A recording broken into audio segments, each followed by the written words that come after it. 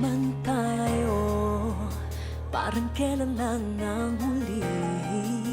Kaano man kalayo, tayo'y pinagtatagpong muli. Ilang ulit nagkasakitan, ngunit paulit na gumagaling. Ilang ulit balak na iwan, ngunit patuloy na bumabalik. Kahiramin ng sakit na nilimot na pabayaan, di maiwasang isipin na